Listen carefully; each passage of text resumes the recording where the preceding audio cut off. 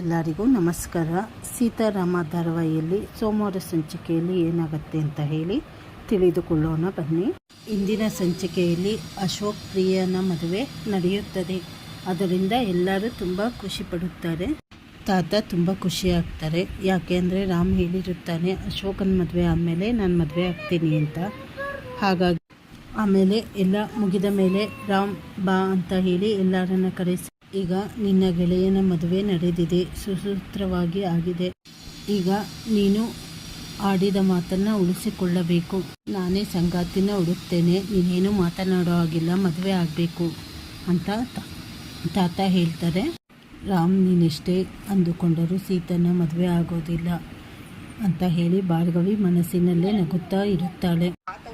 ಅಶೋಕ್ ಕೂಡ ತುಂಬ ಗಾಬರಿಯಾಗಿರ್ತಾನೆ. ರಾಮ್ ತಾತನ ಹತ್ತಿರ ಹೀಗೆ ಹೇಳುವುದು ಅಂತ ಹೇಳಿ ಅಂದುಕೊಳ್ಳುತ್ತಾ ಇರುತ್ತಾನೆ. ಸೀತಾ ಕೂಡ ಚಾಂದಿನಿ ಹೇಳಿದ್ದು ನೆನೆಸಿಕೊಂಡು ಈಗ ಇವರು ನನ್ನ ಒಪ್ಪಿಕೊಳ್ಳುತ್ತಾರ. ಅವರ ಫ್ರೆಂಡ್ ಯಾರೋ ಮಗು ಇದೆ, ತಾಯಿ ಡೈವರ್ಸ್ ಆಗಿದೆ ಅಂತ ಹೇಳಿದ್ದಕ್ಕೆ ಅವರಿಗೆ ಆರೋಗ್ಯ ಸರಿ ಇರಲಿಲ್ಲ. ಅವರ ಮೊಮ್ಮಗ ನನ್ನ ಇಷ್ಟಪಡ್ತಾ ಇದ್ದಾರೆ ಅಂದರೆ ಇವರು ಒಪ್ಪಿಕೊಳ್ಳುತ್ತಾರ ಅಂತ ಹೇಳಿ ಮನಸ್ಸಿನಲ್ಲೇ ಸೀತಾ ಅಂದುಕೊಳ್ಳುತ್ತಾ ಇರುತ್ತಾಳೆ. ಮುಂದೆ ಏನಾಗುತ್ತದೆ? ಸೀತಾರಾಮನ ಜೋಡಿ ಆಶೀರ್ವಾದ ಮಾಡುತ್ತಾರ ತಾತ?